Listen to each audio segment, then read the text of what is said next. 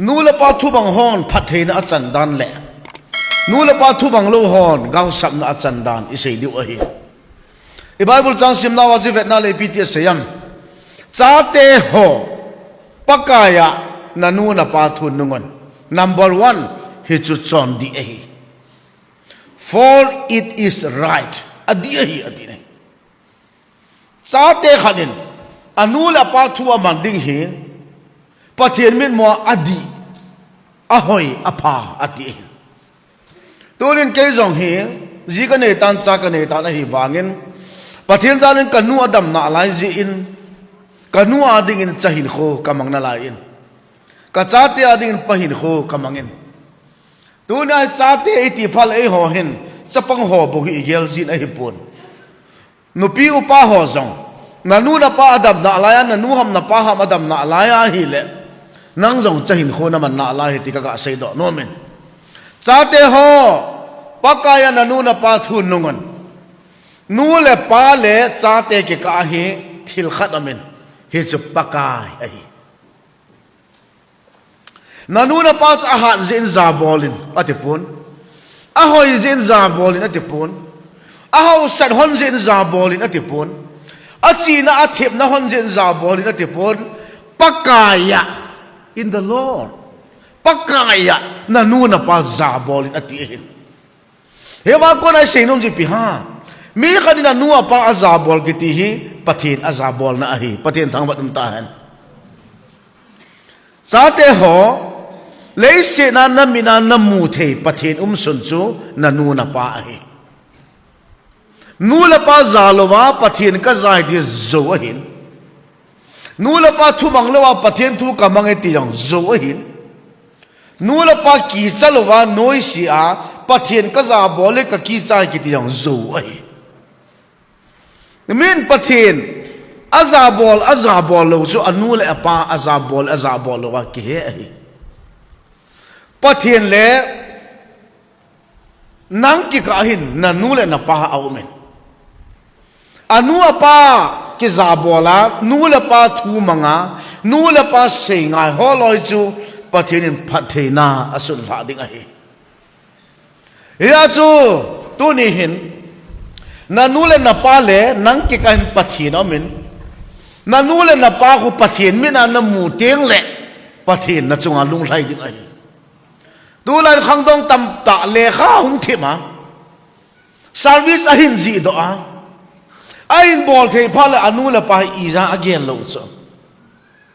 ahong min thana mi hon chip guest ahin ko wa ala pha cham khatil anula pa chung te ta source of income nei talo amani nu pan anula pa chu ahin wa teng le anula pa anoi si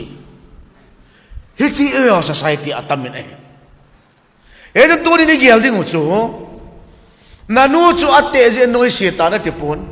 na pa chu ate ta jin sumanai ta lo jin imachan gel ta hit atipon pakaya nanu na pa zabolin ati mun khanan bune ine hin kovin tagachi te si pichu alum na pa na hong thodan bune ding na hong zawgun amonun hita se cha henu nang khulanga ati so holanga asol ha varanda langa uicha a cha hola a chu ama bu cha koya bune to uicha a cha hoven ta kop ding a hin kalung hang besen tese pin hoya ne dham ka tele polanga at a khu tele chila in so kin bune thei pung an lawa ka chi nu le pa ki noi si na in sunga chap kha jong kom thei lo mo ate pu hin musit ho jong ka vet nom lo chapa officer hin lang han lang min thang lang bol then itabang house yang la chun nanu na pa zal a hi ti na gel do nga e anu apan le kha hin simsa adam mo ve sina hin zan asang khola hin chopi lub da gena hin sempi inalo sempi a hin ze man na sa tamila hong va do phale anu la pa iza gel lo pa hichu hichi pala hichi nu kiti chu pathe bu na chang so lo ding a he jan to jing ka phali gel khom ding hi Sate ho pakaya na nu na pa thu mangon. Number one, hicho pathian min mo adi ahi, it is right. Ani na nu na pa zabolin na pathia blessing pathina na chandi.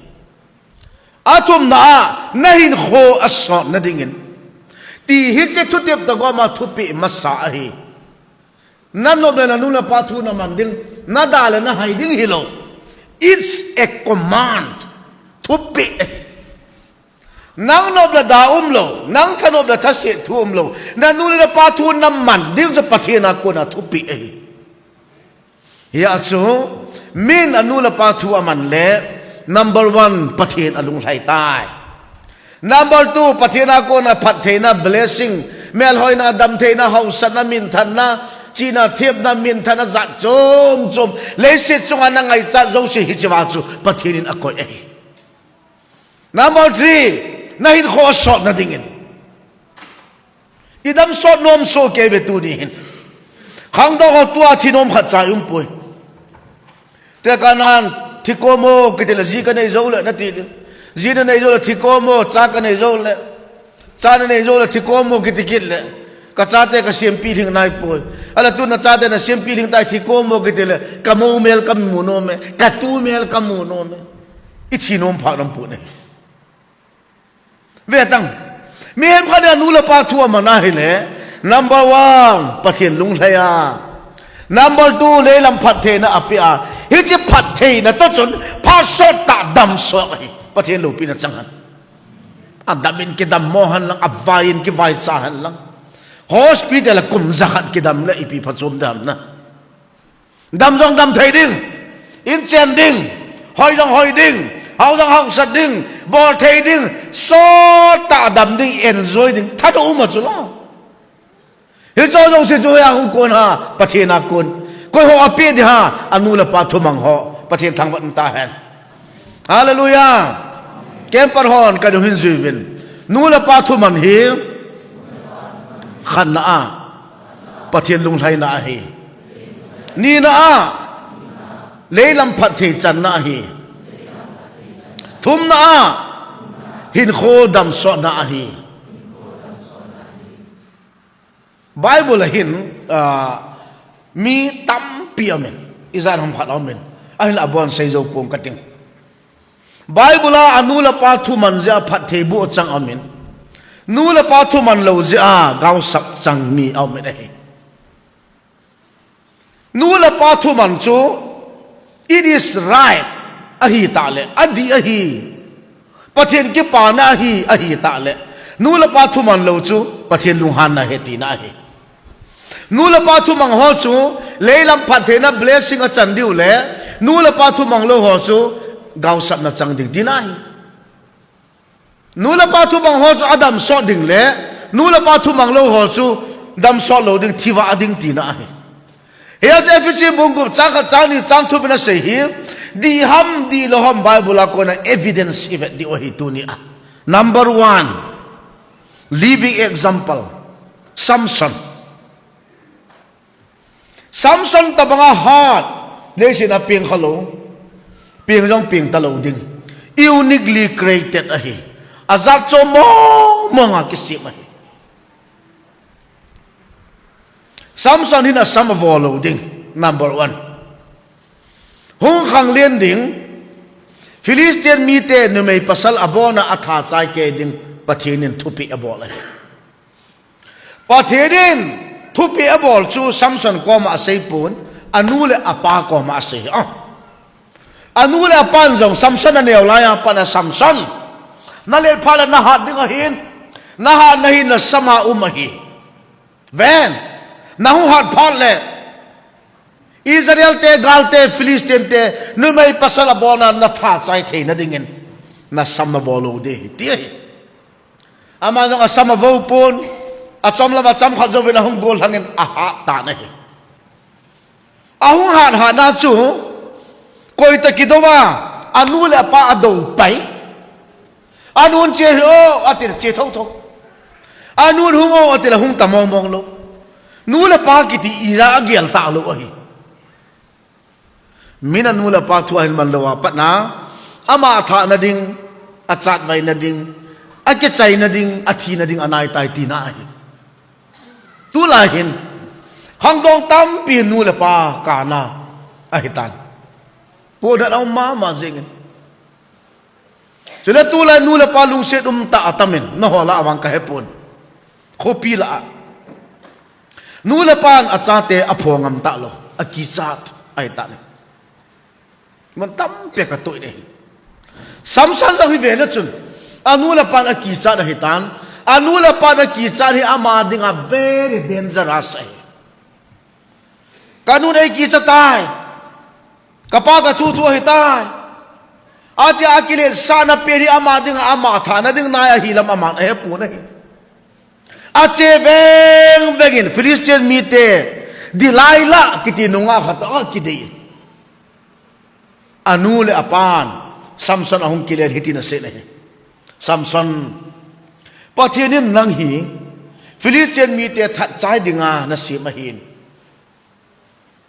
Philistine mite nu me ho ta kidei ding la ki cheng dinga na si ma hi pui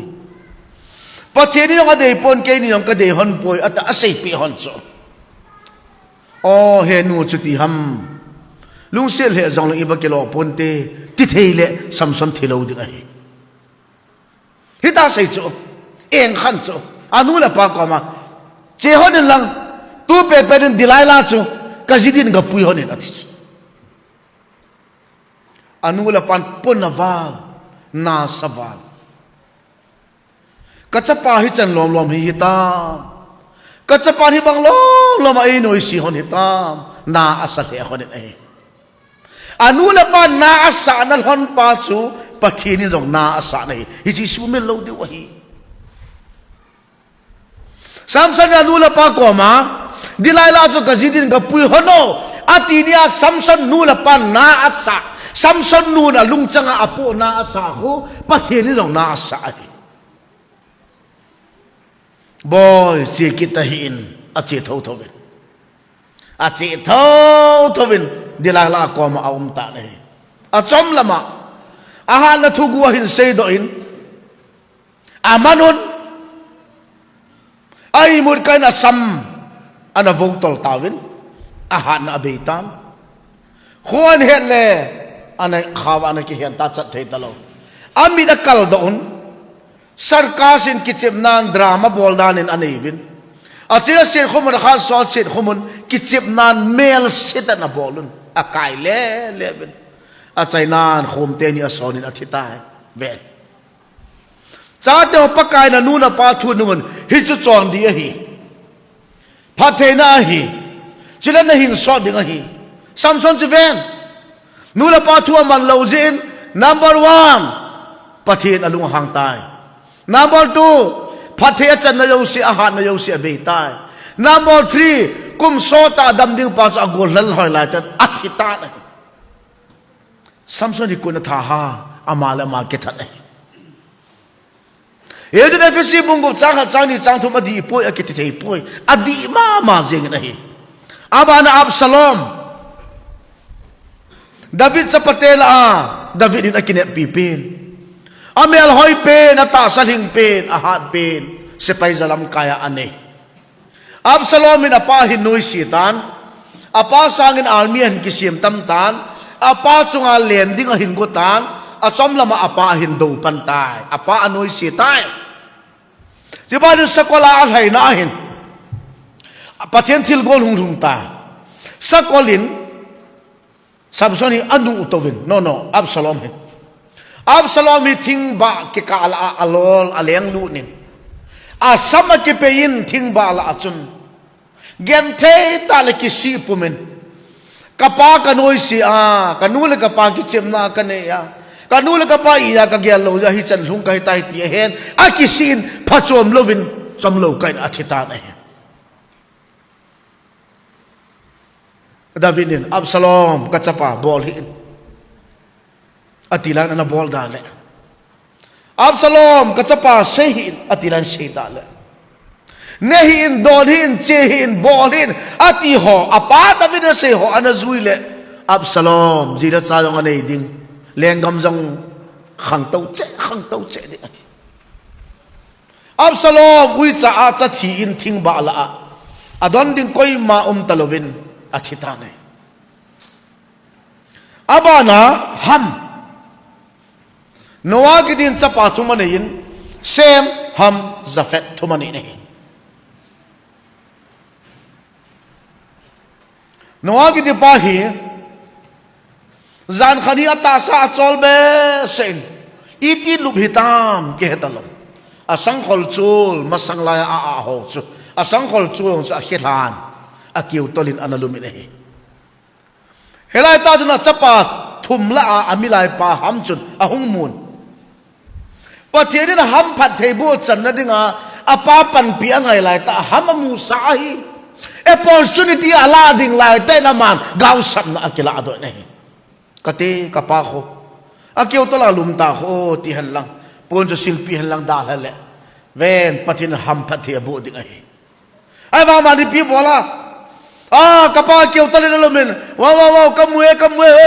ta apa ya ko noi sita pen hi chu angai na nula pa ki sen zot nula pa ki don but zat nula pa i la lo ta ki bol angai na hi pu nahi apa noi sita ho chu pathin alung hang tai haba pen pha chun au pa la nau pa sem de Japheth an za honen ham pithom ta hong ven han le he pa akiu tolin alume athi chu adon lo chu se pa la sem de Japheth in zong po na hin la honin apa hilanga hulum apa ve ngam lovin pon cha la honin anung langa tina toy honin apa ko ma pha honin apa zo po na aku komen zana ne tana bol honin ain dal hon ta hallelujah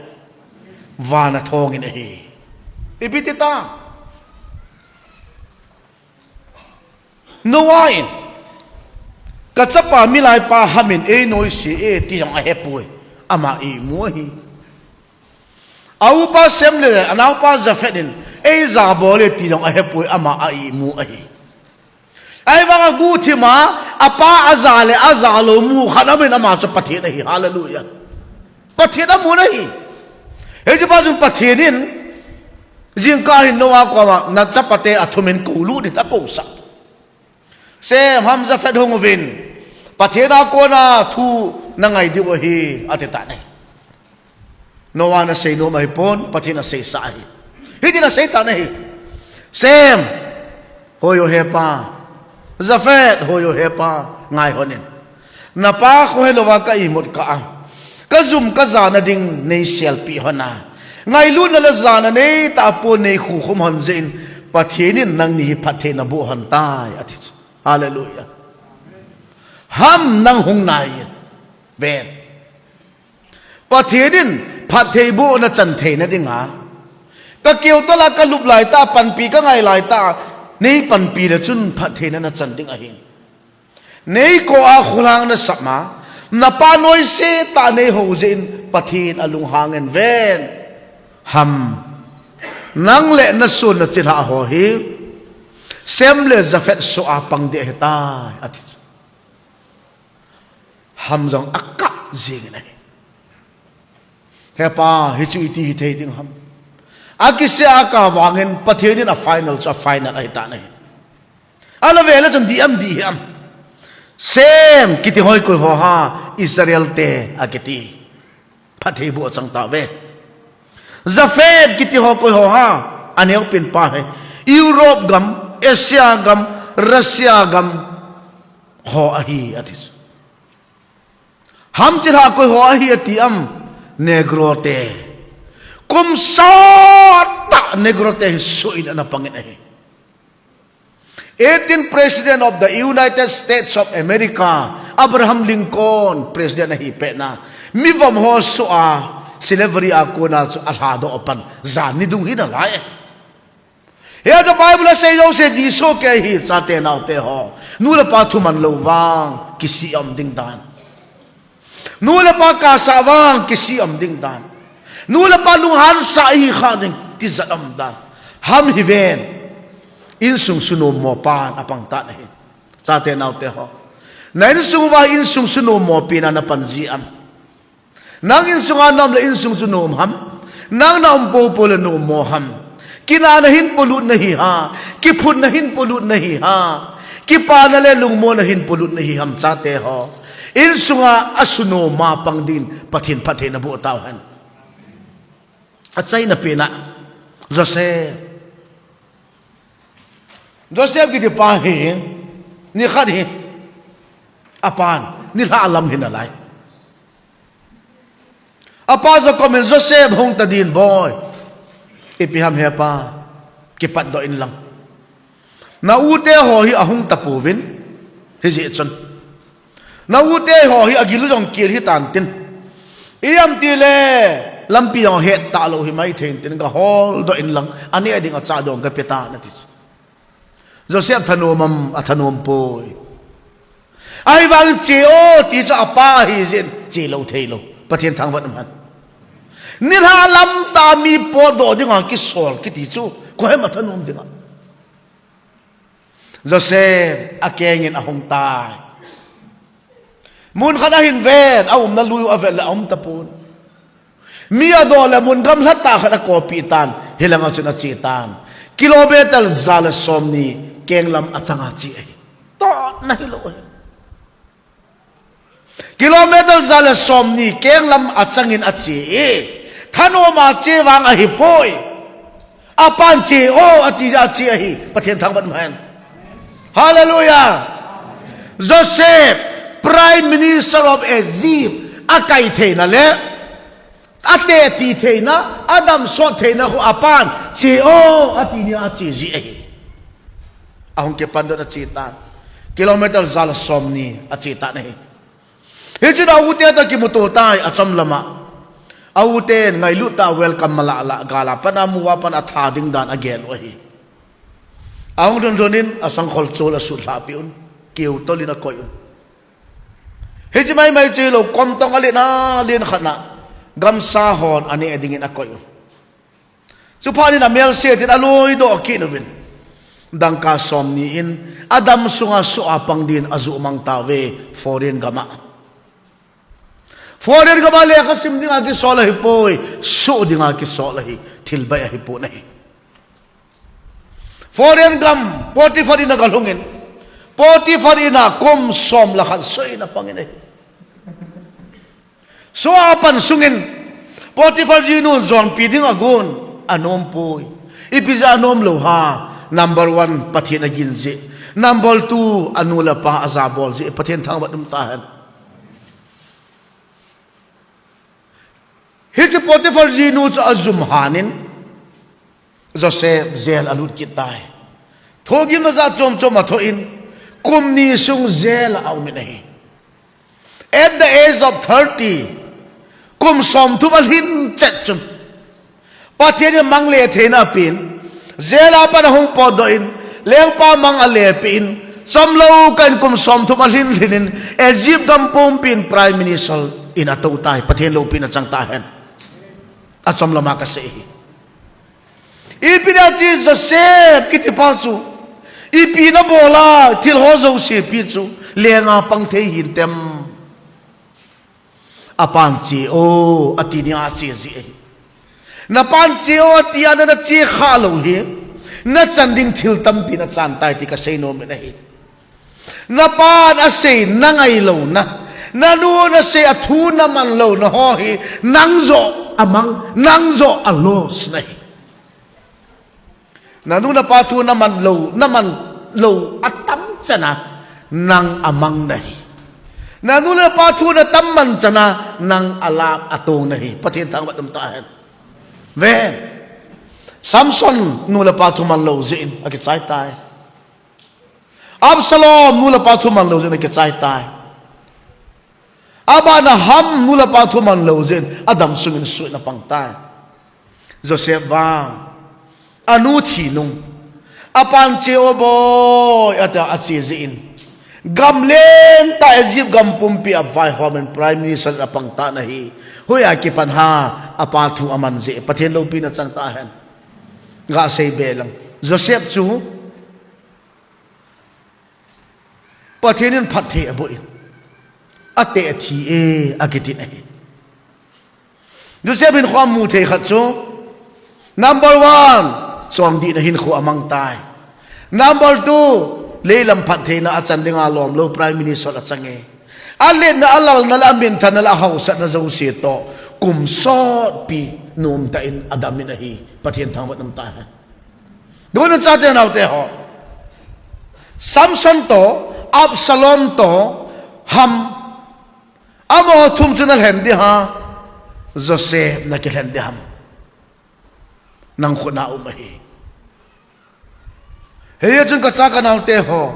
ke ma na panana pian tha Christian na hi iwa ki cha hi po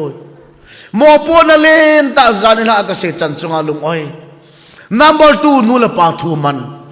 unconditionally condition sim te hi lo unconditional na nula na pa thu na man jing ding pai tu na kin hi ti pa kai min ka sei no min hi nula pa ke tin a cha te hi condition ne ya angai lu hi pon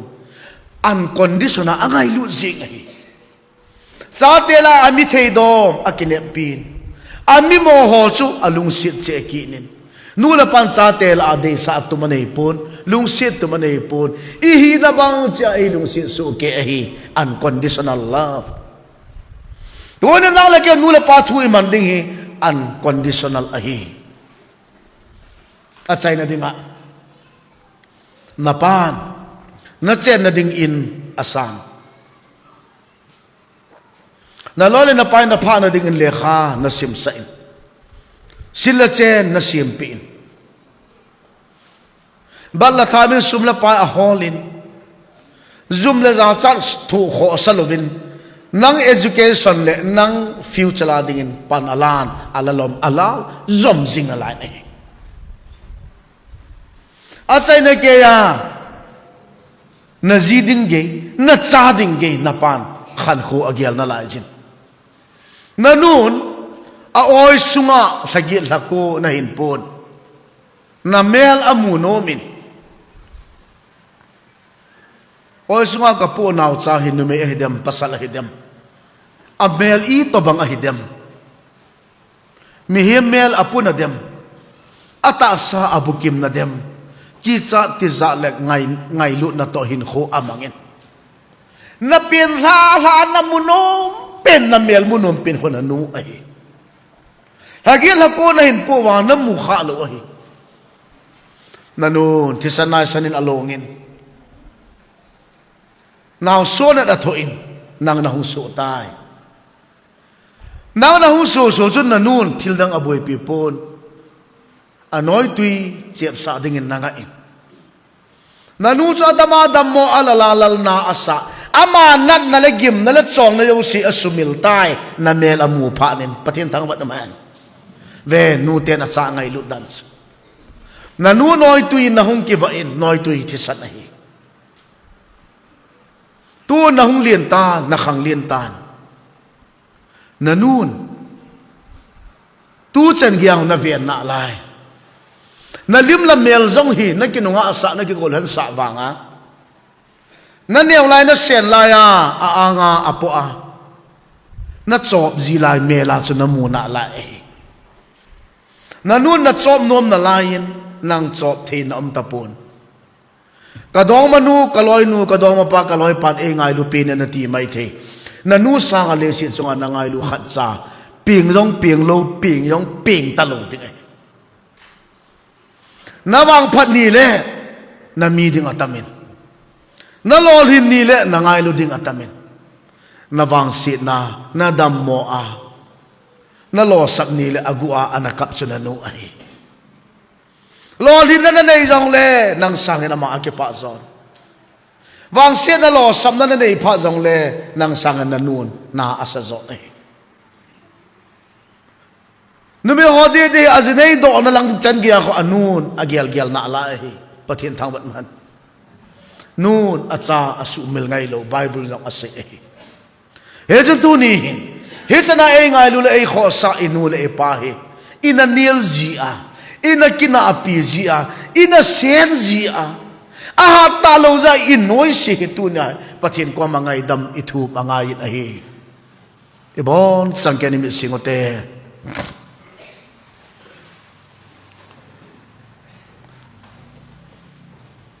kempara hongpang kachapa kachanu kemin apange ti ho nu te si hilanga hongleo chon phante nu te ho kachanu kachapa kemin apange ti ho hongo vale helai monak ading dola kanu azawe ti ho kempar ho dingovo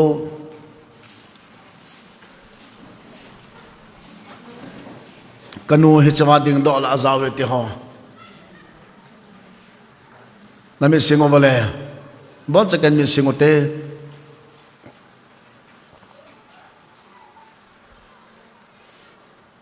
la kana semen kakhang hoi kakhang don la hin kanule ka pa kana kahinom poi kanule ka pa dom sang kanule ka pa adinga lunglai na pin bol do dingin opaka ni panpintin la kana semen te long phar khanin nula pa ka na khang dong kana hina ain wang tun kanu adinga kirit sapi te khamin pathin e koitan pathin ka thang bat nahi sate naute ho namasanga ding nu na nu sanga le si chunga na ngai lu khat sa ampu ne nangin na noi si a na su mela het pha zong na nei lo wangin aman wa siken khat zong nang na sumil ngai pu ne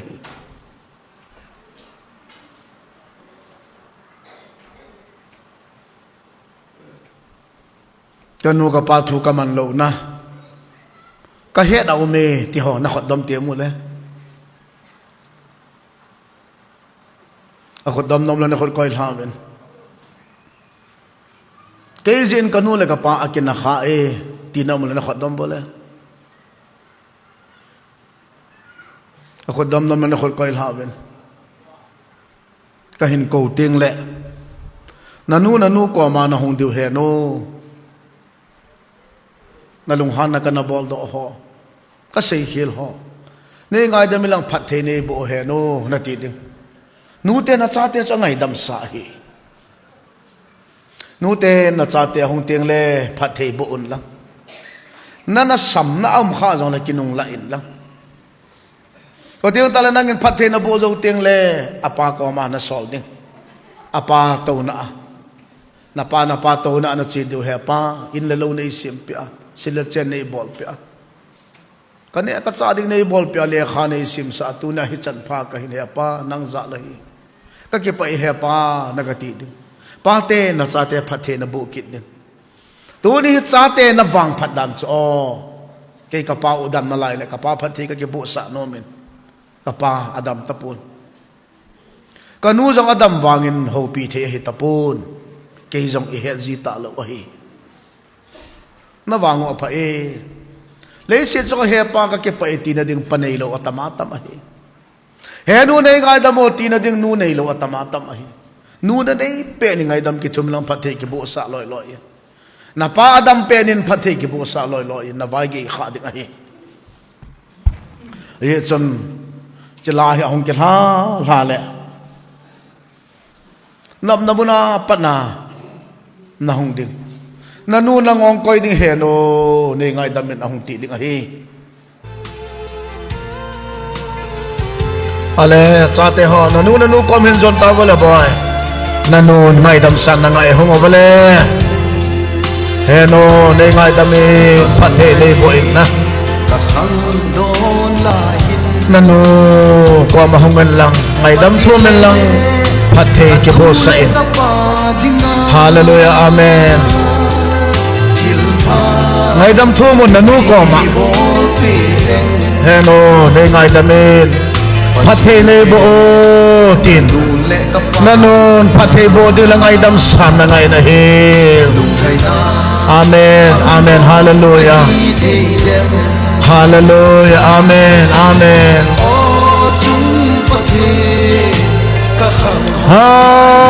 Hallelujah.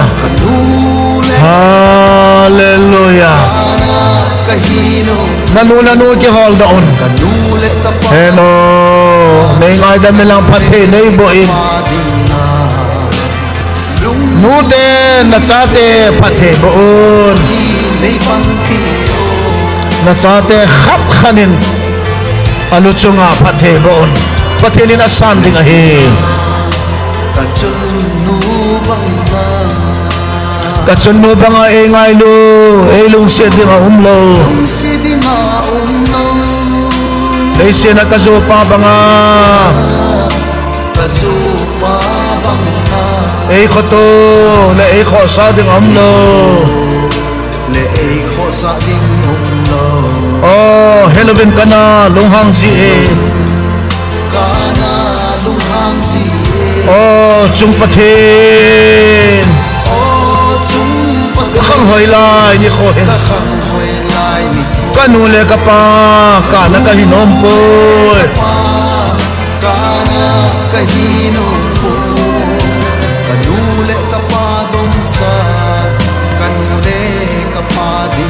Amen. Hallelujah.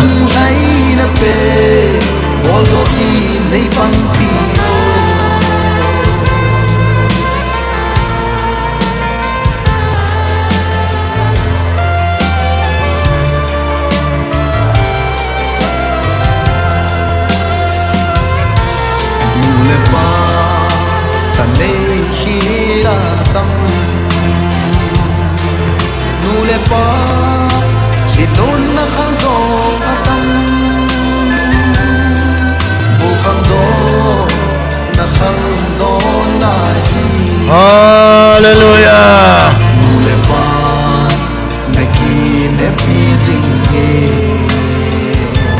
Dial pakite mo lawai gay man.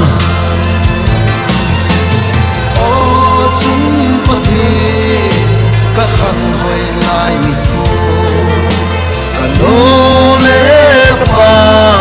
kana kahinom poy. Kanule kapa domsang kanule kapa dinga. Lung hay na pe woloni ne panpio.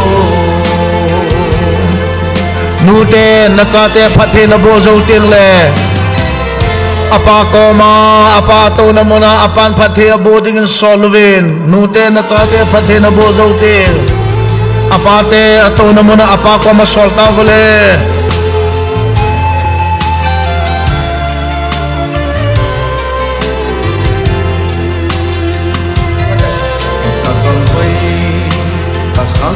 Napa ko macheta bole.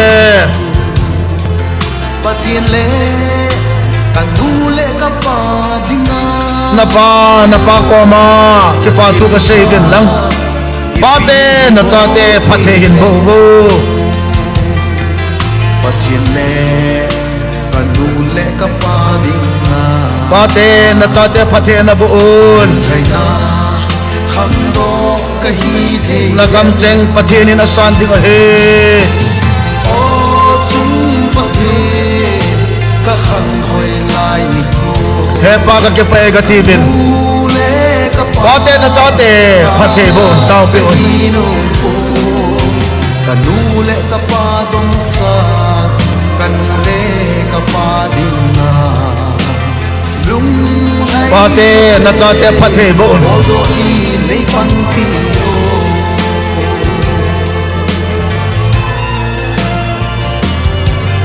Sina ka chun nu bang na ei ngai lu ei lung si dina nom le sina ka zu pa bang na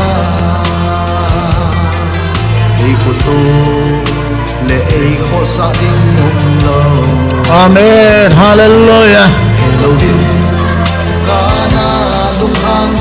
Pate na chate pathe bun. O chung pathe ka khan hoi lai mi ko. Kanule ka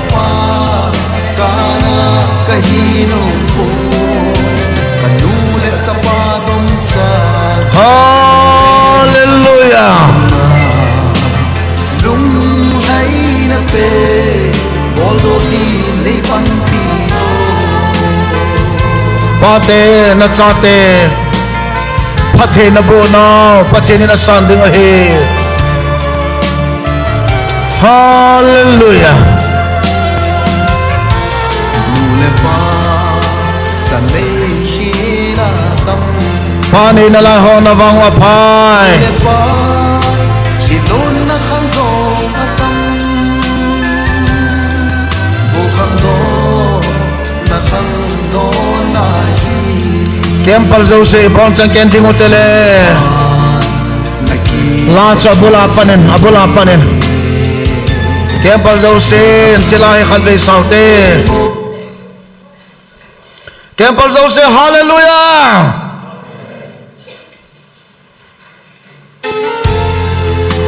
ka khang hoi ka khang don lai hin pathin le kanu le ka pa dinga chilai khalve saute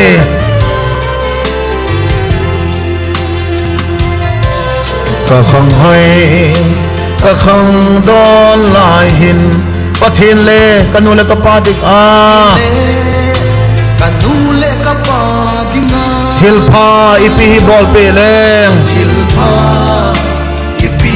bol pile pathin le kanu le ka pa dik a patile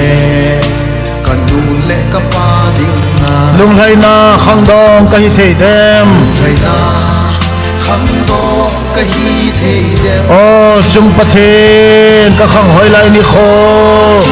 pathe ka khang hoi lai ni kho kanu le ka pa ka na ka hi nom koi kana kahino kanu le ka pa dam sang ule kapadong kanu le ka pa ding a kapadinga lung hai na pen lung lai na pe bolo di lei pampiro